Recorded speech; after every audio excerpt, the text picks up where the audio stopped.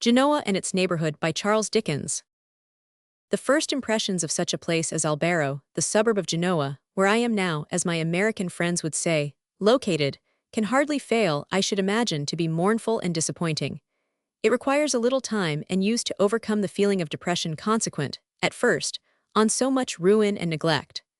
Novelty, pleasant to most people, is particularly delightful, I think, to me. I am not easily dispirited when I have the means of pursuing my own fancies and occupations, and I believe I have some natural aptitude for accommodating myself to circumstances. But as yet I stroll about here, in all the holes and corners of the neighborhood, in a perpetual state of forlorn surprise.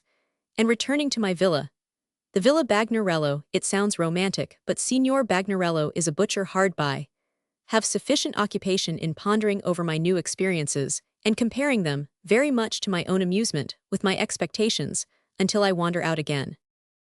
The Villa Bagnarello, or the Pink Jail, a far more expressive name for the mansion, is in one of the most splendid situations imaginable. The noble Bay of Genoa, with the deep blue Mediterranean, lies stretched out near at hand.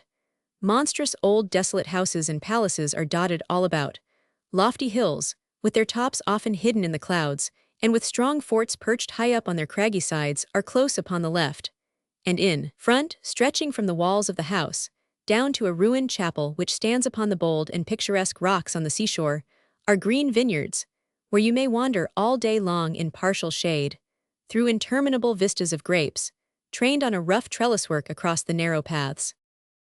This sequestered spot is approached by lanes so very narrow that when we arrived at the custom house, we found the people here had taken the measure of the narrowest among them, and were waiting to apply it to the carriage, which ceremony was gravely performed in the street, while we all stood by in breathless suspense. It was found to be a very tight fit, but just a possibility, and no more, as I am reminded every day by the sight of various large holes which it punched in the walls on either side as it came along. We are more fortunate, I am told, than an old lady who took a house in these parts not long ago, and who stuck fast in her carriage in a lane, and as it was impossible to open one of the doors, she was obliged to submit to the indignity of being hauled through one of the little front windows, like a harlequin. When you have got through these narrow lanes, you come to an archway, imperfectly stopped up by a rusty old gate, my gate. The rusty old gate has a bell to correspond, which you ring as long as you like, and which nobody answers, as it has no connection whatever with the house. But there is a rusty old knocker, too very loose so that it slides round when you touch it, and if you learn the trick of it and knock long enough, somebody comes. The brave courier comes and gives you admittance. You walk into a seedy little garden, all wild and weedy, from which the vineyard opens, cross it, enter a square hall like a cellar, walk up a cracked marble staircase, and pass into a most enormous room with a vaulted roof and whitewashed walls, not unlike a great Methodist chapel. This is the sala. It has 5 windows and 5 doors, and is decorated with pictures which would gladden the heart of one of those picture cleaners in London who hang up, as a sign, a picture divided, like Death and the Lady, at the top of the old ballad, which always leaves you in a state of uncertainty whether the ingenious professor has cleaned one half or dirtied the other. The furniture of this sala is a sort of red brocade. All the chairs are immovable, and the sofa weighs several tons. On the same floor, and opening out of the same chamber, are dining room, drawing room, and divers bedrooms, each with a multiplicity of doors and windows. Upstairs are divers other gaunt chambers, and a kitchen, and downstairs is another kitchen, which, with all sorts of strange contrivances for burning charcoal, looks like an alchemical laboratory. There are also some half-dozen small sitting rooms, where the servants in this hot July may escape from the heat of the fire, and where the brave courier plays all sorts of musical instruments of his own manufacture, all the evening long. A mighty old, wandering, ghostly, echoing, grim, bare house it is, as ever I beheld or thought of. There is a little vine-covered terrace, opening from the drawing-room, and under this terrace and forming one side of the little garden is what used to be the stable. It is now a cow-house and has 3 cows in it, so that we get new milk by the bucketful. There is no pasturage near, and they never go out, but are constantly lying down and surfeiting themselves with vine leaves. Perfect Italian cows enjoying the dolce far niente all day long. They are presided over and slept with by an old man named Antonio and his son, 2 burnt sienna natives with naked legs and feet, who wear, each, a shirt, a pair of trousers, and a red sash, with a relic, or some sacred charm like the bonbon off a 12th cake, hanging round the neck. The old man is very anxious to convert me to the Catholic faith, and exhorts me frequently. We sit upon a stone by the door, sometimes in the evening, like Robinson Crusoe and Friday reversed, and he generally relates, towards my conversion, an abridgment of the history of St. Peter, chiefly, I believe, from the unspeakable delight he has in his imitation of the cock. The view, as I have said, is charming, but in the day you must keep the lattice blinds close shut, or the sun would drive you mad, and when the sun goes down, you must shut up all the windows, or the mosquitoes would tempt you to commit suicide. So at this time of the year, you don't see much of the prospect within doors. As for the flies, you don't mind them, nor the fleas, whose size is prodigious and whose name is Legion, and who populate the coach-house to that extent that I daily expect to see the carriage going off bodily, drawn by myriads of industrious fleas in harness. The rats are kept away, quite comfortably, by scores of lean cats, who roam about the garden for that purpose. The lizards, of course, nobody cares for, they play in the sun and don't bite. The little scorpions are merely curious. The beetles are rather late and have not appeared yet. The frogs are company. There is a preserve of them in the grounds of the next villa, and after nightfall, one would think that scores upon scores of women in pattens were going up and down a wet stone pavement without a moment's cessation. That is exactly the noise they make.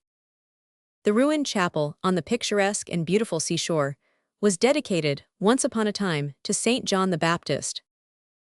I believe there is a legend that St. John's bones were received there, with various solemnities, when they were first brought to Genoa, for Genoa possesses them to this day. When there is any uncommon tempest at sea, they are brought out and exhibited to the raging weather, which they never fail to calm. In consequence of this connection of St. John with the city, great numbers of the common people are christened Giovanni Baptista, which latter name is pronounced in the Genoese patois Baciccia, like a sneeze. To hear everybody calling everybody else Baciccia, on a Sunday or festa day, when there are crowds in the streets, is not a little singular and amusing to a stranger. The narrow lanes have great villas opening into them, whose walls, outside walls, I mean, are profusely painted with all sorts of subjects, grim and holy.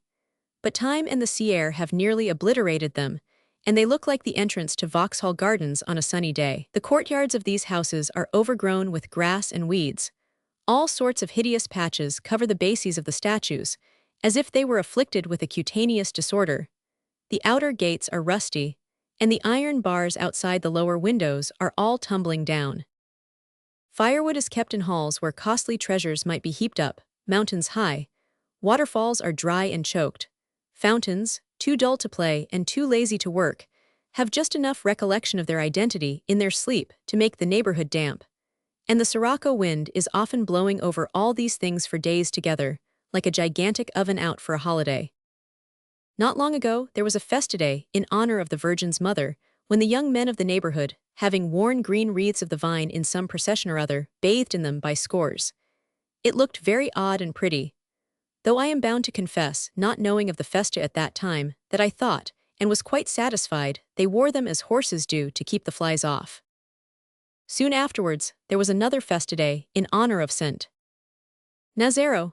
One of the Albero young men brought 2 large bouquets soon after breakfast, and coming upstairs into the great sala, presented them himself. This was a polite way of begging for a contribution towards the expenses of some music in the saint's honor, so we gave him whatever it may have been, and his messenger departed, well satisfied. At 6 o'clock in the evening we went to the church, close at hand, a very gaudy place, hung all over with festoons and bright draperies, and filled from the altar to the main door with women all seated. They wear no bonnets here, simply a long white veil, the mazzero, and it was the most gauzy, ethereal-looking audience I ever saw. The young women are not generally pretty, but they walk remarkably well, and in their personal carriage and the management of their veils, display much innate grace and elegance. There were some men present, not very many, and a few of these were kneeling about the aisles, while everybody else tumbled over them. Innumerable tapers were burning in the church. The bits of silver and tin about the saints, especially in the Virgin's necklace, sparkled brilliantly. The priests were seated about the chief altar, the organ played away lustily, and a full band did the like, while a conductor, in a little gallery opposite to the band, hammered away on the desk before him with a scroll, and a tenor without any voice sang. The band played one way, the organ played another, the singer went a third, and the unfortunate conductor banged, and flourished his scroll on some principle of his own, apparently well satisfied with the whole performance. I never did hear such a discordant din. The heat was intense all the time. The men, in red caps and with loose coats hanging on their shoulders, they never put them on, were playing bowls and buying sweetmeats immediately outside the church. When half a dozen of them finished a game, they came into the aisle, crossed themselves with the holy water, knelt on one knee for an instant, and walked off again to play another game at bowls. They are remarkably expert at this diversion, and will play in the stony lanes and streets, and on the most uneven and disastrous ground for such a purpose, with as much nicety as on a billiard table. But the most favorite game is the national one of Mora, which they pursue with surprising ardor, and at which they will stake everything they possess. It is a destructive kind of gambling, requiring no accessories but the 10 fingers, which are always, I intend no pun, at hand. 2 men play together. One calls a number, say the extreme one 10. He marks what portion of it he pleases by throwing out 3 or 4 or 5 fingers, and his adversary has, in the same instant, at hazard, and without seeing his hand, to throw out as many fingers as will make the exact balance. Their eyes and hands become so used to this, and act with such astonishing rapidity, that an uninitiated bystander would find it very difficult, if not impossible, to follow the progress of the game. The initiated, however, of whom there is always an eager group looking on, devour it with the most intense avidity, and as they are always ready to champion one side or the other in case of a dispute, and are frequently divided in their partisanship, it is often a very noisy proceeding. It is never the quietest game in the world, for the numbers are always called in a loud, sharp voice, and follow as close upon each other as they can be counted. On a holiday evening, standing at a window, or walking in a garden, or passing through the streets, or sauntering in any quiet place about the town, you will hear this game in progress in a score of wine-shops at once, and looking over any vineyard walk, or turning almost any corner, will come upon a knot of players in full cry. It is observable that most men have a propensity to throw out some particular number oftener than another, and the vigilance with which 2 sharp-eyed players will mutually endeavor to detect this weakness, and adapt their game to it, is very curious and entertaining. The effect is greatly heightened by the universal suddenness and vehemence of gesture, 2 men playing for half a farthing with an intensity as all-absorbing as if the stake were life. Hard by here is a large palazzo, formerly belonging to some member of the Brignole family, but just now hired by a school of Jesuits for their summer quarters. I walked into its dismantled precincts the other evening about sunset, and couldn't help pacing up and down for a little time, drowsily taking in the aspect of the place, which is repeated hereabouts in all directions. I loitered to and fro under a colonnade, forming 2 sides of a weedy, grass-grown courtyard, whereof the house formed a 3rd side, and a low terrace walk, overlooking the garden and the neighboring hills, the 4th. I don't believe there was an uncracked stone in the whole pavement. In the center was a melancholy statue, so piebald in its decay that it looked exactly as if it had been covered with sticking plaster and afterwards powdered. The stables, coach-houses, offices were all empty, all ruinous, all utterly deserted. Doors had lost their hinges and were holding on by their latches. Windows were broken, painted plaster had peeled off and was lying about in clods. Fowls and cats had so taken possession of the outbuildings that I couldn't help thinking of the fairy tales and eyeing them with suspicion as transformed retainers, waiting to be changed back again. One old Tom in particular, a scraggy brute with a hungry green eye, a poor relation in reality I am inclined to think, came prowling round and round me, as if he half believed for the moment that I might be the hero come to marry the lady, and set all to rights, but discovering his mistake, he suddenly gave a grim snarl and walked away with such a tremendous tail that he couldn't get into the little hole where he lived, but was obliged to wait outside until his indignation and his tail had gone down together. In a sort of summer house, or whatever it may be, in this colonnade, some Englishmen had been living like grubs in a nut, but the Jesuits had given them notice to go, and they had gone, and that was shut up too. The house, a wandering, echoing, thundering barrack of a place, with the lower windows barred up as usual, was wide open at the door, and I have no doubt I might have gone in and gone to bed and gone dead, and nobody a bit the wiser. Only one suite of rooms on an upper floor was tenanted, and from one of these the voice of a young lady vocalist, practicing bravura lustily, came flaunting out upon the silent evening. I went down into the garden, intended to be prim and quaint, with avenues and terraces and orange trees and statues and water in stone basins. And everything was green, gaunt, weedy, straggling, undergrown or overgrown, mildewy, damp, redolent of all sorts of slabby, clammy, creeping, and uncomfortable life. There was nothing bright in the whole scene but a firefly, one solitary firefly, showing against the dark bushes like the last little speck of the departed glory of the house. And even it went flitting up and down at sudden angles, and leaving a place with a jerk, and describing an irregular circle, and returning to the same place with a twitch that startled one, as if it were looking for the rest of the glory and wondering, heaven knows it might, what had become of it. In the course of 2 months, the flitting shapes and shadows of my dismal entering reverie gradually resolved themselves into familiar forms and substances, and I already began to think that when the time should come, a year hence, for closing the long holiday and turning back to England, I might part from Genoa with anything but a glad heart. It is a place that grows upon you every day. There seems to be always something to find out in it. There are the most extraordinary alleys and byways to walk about in. You can lose your way, what a comfort that is when you are idle, 20 times a day if you like, and turn up again under the most unexpected and surprising difficulties. It abounds in the strangest contrasts. Things that are picturesque, ugly, mean, magnificent, delightful, and offensive break upon the view at every turn.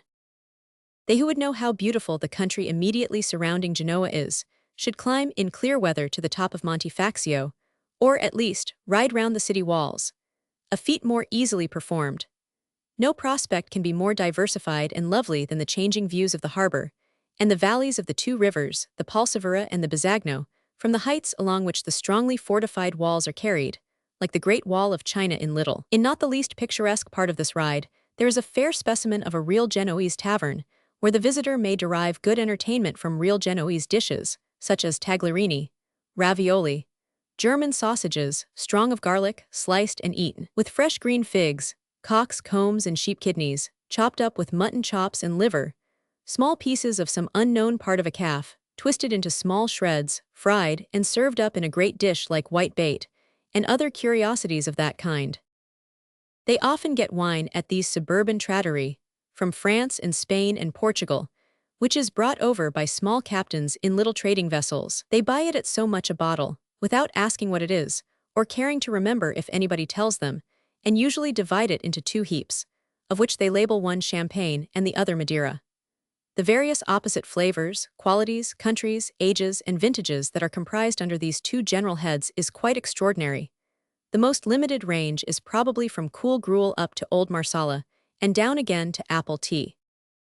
The great majority of the streets are as narrow as any thoroughfare can well be, where people, even Italian people, are supposed to live and walk about, being mere lanes, with here and there a kind of well or breathing place.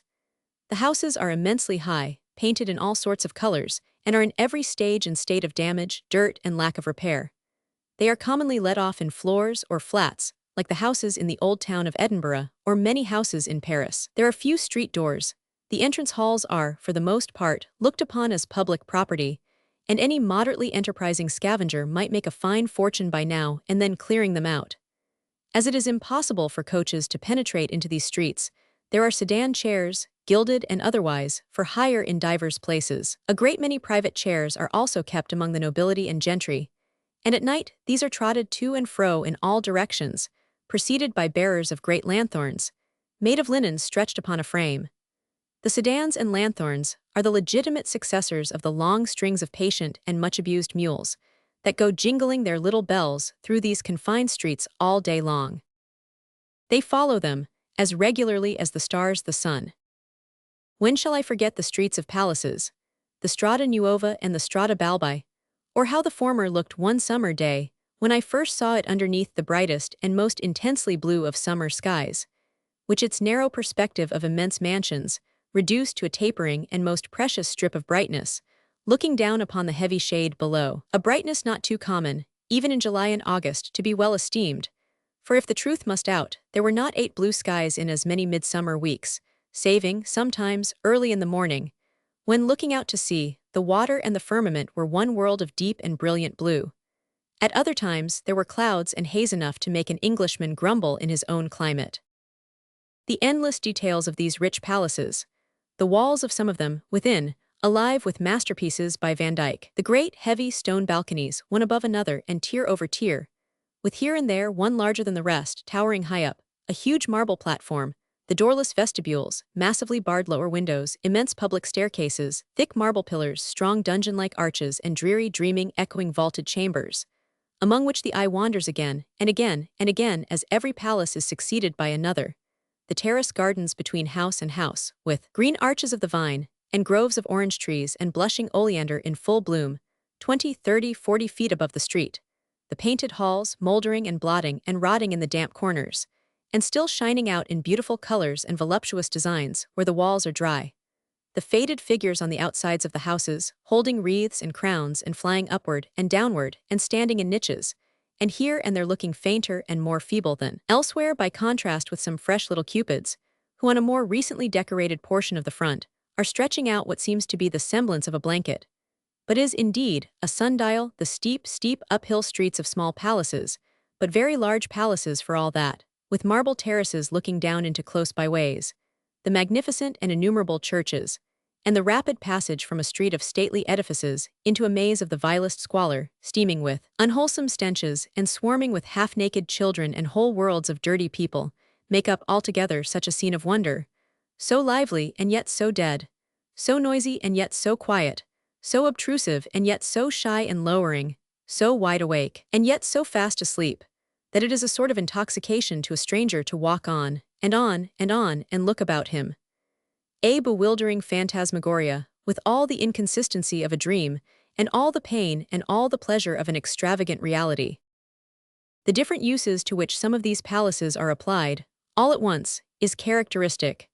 For instance, the English banker, my excellent and hospitable friend, has his office in a good-sized palazzo in the Strada Nuova, in the hall every inch of which is elaborately painted, but which is as dirty as a police station in London.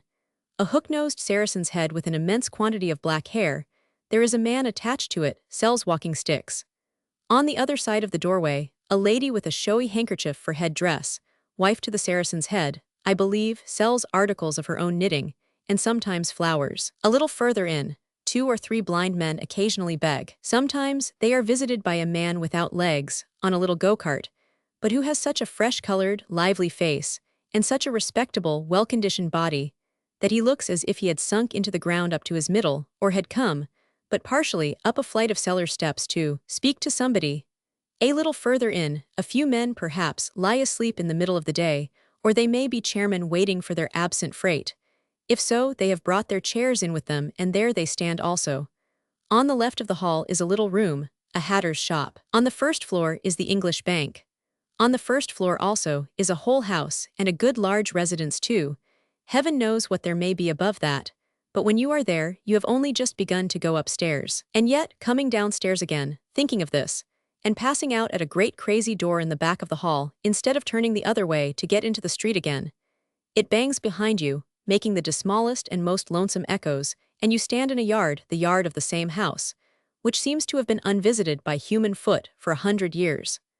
Not a sound disturbs its repose, not a head, thrust out of any of the grim, dark, jealous windows, within sight, makes the weeds in the cracked pavement faint of heart, by suggesting the possibility of there being hands to grub them up. Opposite to you is a giant figure carved in stone, reclining with an urn upon a lofty piece of artificial rockwork, and out of the urn dangles the fag end of a leaden pipe, which once upon a time poured a small torrent down the rocks.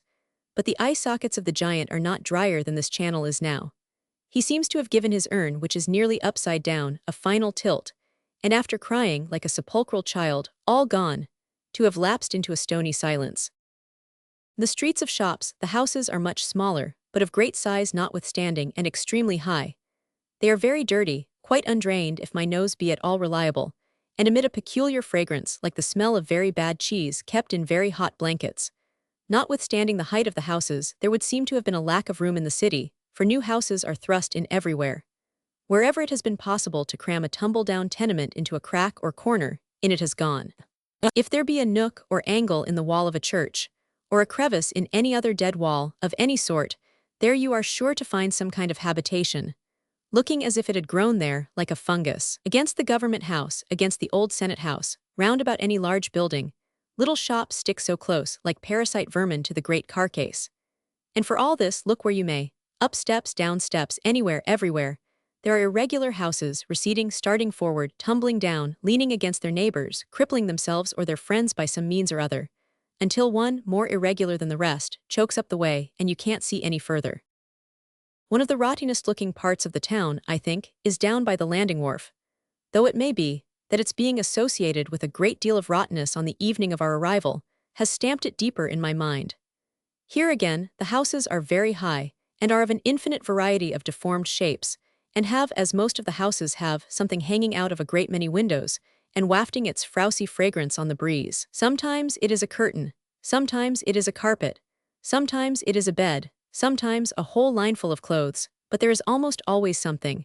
Before the basement of these houses is an arcade over the pavement, very massive, dark, and low, like an old crypt.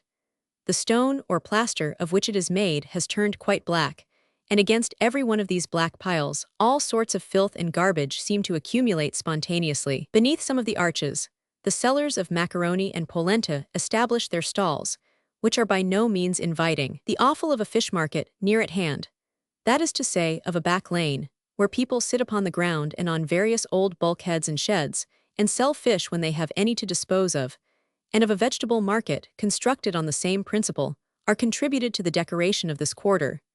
And as all the mercantile business is transacted here, and it is crowded all day, it has a very decided flavor about it. The Porto Franco, or free port, where goods brought in from foreign countries pay no duty until they are sold and taken out, as in a bonded warehouse in England, is down here also, and two portentous officials in cocked hats stand at the gate to search you if they choose, and to keep out monks and ladies.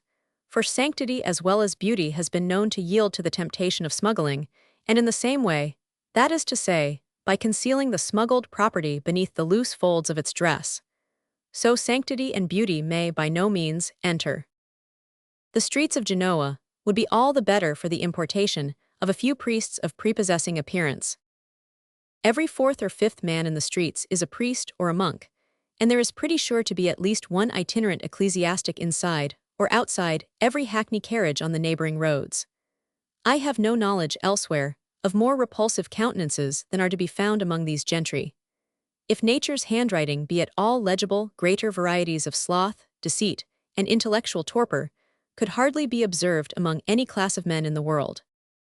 Mr. Pepys once heard a clergyman assert in his sermon, in illustration of his respect for the priestly office, that if he could meet a priest and angel together, he would salute the priest first. I am rather of the opinion of Petrarch, who, when his pupil Boccaccio wrote to him in great tribulation, that he had been visited and admonished for his writings by a Carthusian friar who claimed to be a messenger immediately commissioned by heaven for that purpose, replied that for his own part, he would take the liberty of testing the reality of the commission by personal observation of the messenger's face, eyes, forehead, behavior, and discourse. I cannot but believe myself, from similar observation, that many unaccredited celestial messengers may be seen skulking through the streets of Genoa, or droning away their lives in other Italian towns. Perhaps the Cappuccini, though not a learned body, are, as an order, the best friends of the people. They seem to mingle with them more immediately, as their counselors and comforters, and to go among them more when they are sick, and to pry less than some other orders into the secrets of families, for the purpose of establishing a baleful ascendancy over their weaker members, and to be influenced by a less fierce desire to make converts, and once made to let them go to ruin, soul and body. They may be seen in their coarse dress in all parts of the town at all times, and begging in the markets early in the morning. The Jesuits, too, muster strong in the streets, and go slinking noiselessly about, in pairs like black cats. In some of the narrow passages, distinct trades congregate. There is a street of jewelers, and there is a row of booksellers, but even down in places where nobody ever can, or ever could, penetrate in a carriage, there are mighty old palaces shut in among the gloomiest and closest walls, and almost shut out from the sun.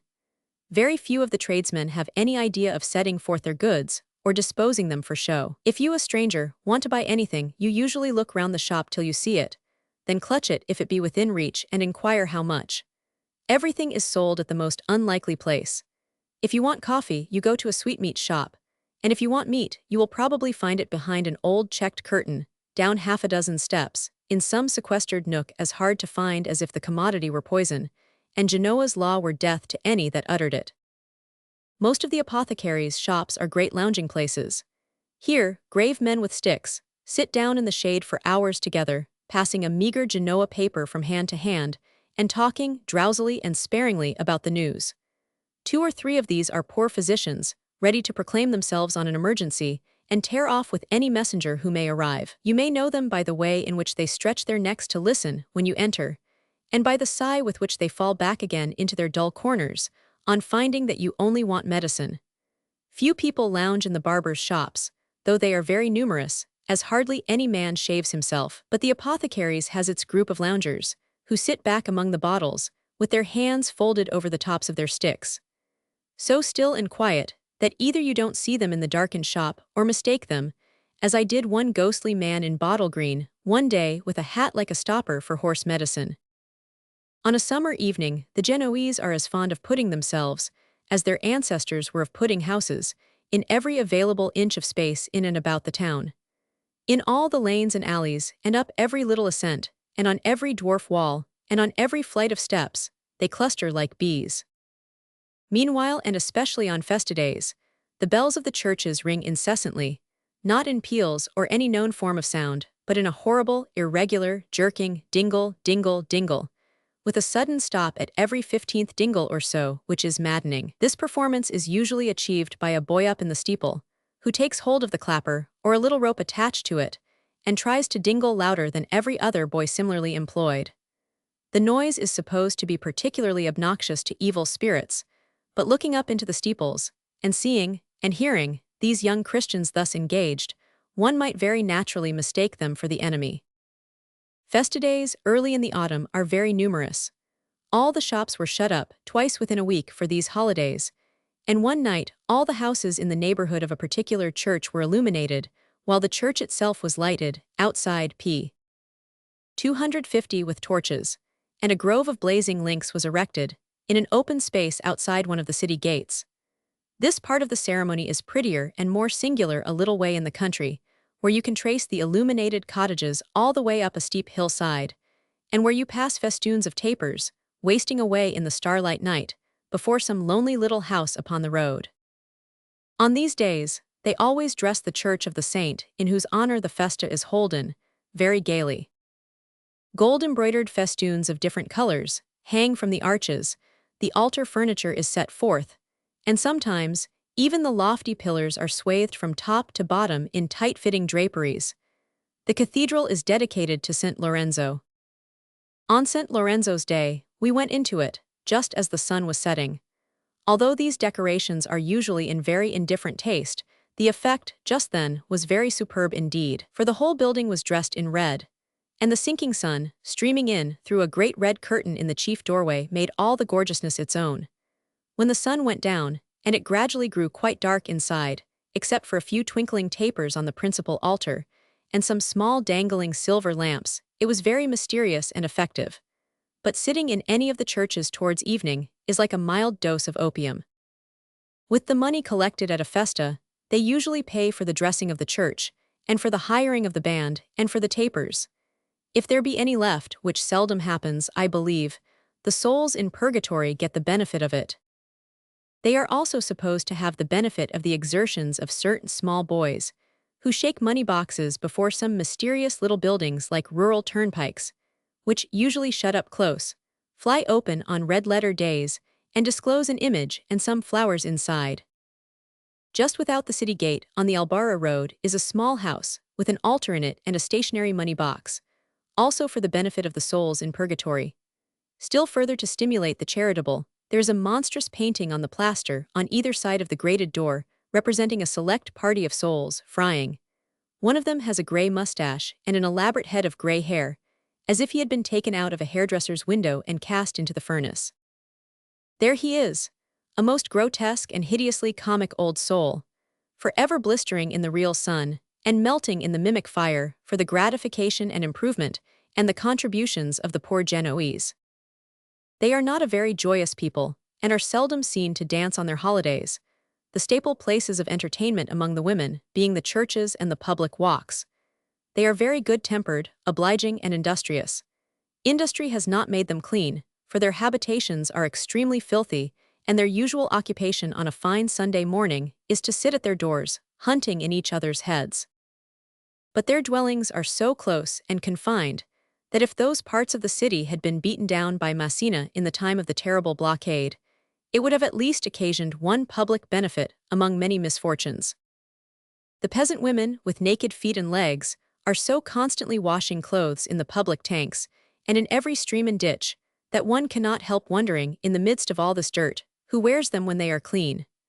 The custom is to lay the wet linen which is being operated upon on a smooth stone and hammer away at it with a flat wooden mallet. This they do, as furiously as if they were revenging themselves on dress in general for being connected with the fall of mankind. It is not unusual to see, lying on the edge of the tank at these times, or on another flat stone, an unfortunate baby, tightly swathed up, arms and legs and all in an enormous quantity of wrapper, so that it is unable to move a toe or finger. This custom, which we often see represented in old pictures, is universal among the common people. A child is left anywhere without the possibility of crawling away, or is accidentally knocked off a shelf, or tumbled out of bed, or is hung up to a hook now and then, and left dangling like a doll at an English rag shop, without the least inconvenience to anybody. I was sitting, one Sunday, soon after my arrival, in the little country church of San Martino, a couple of miles from the city, while a baptism took place. I saw the priest and an attendant with a large taper, and a man and a woman and some others.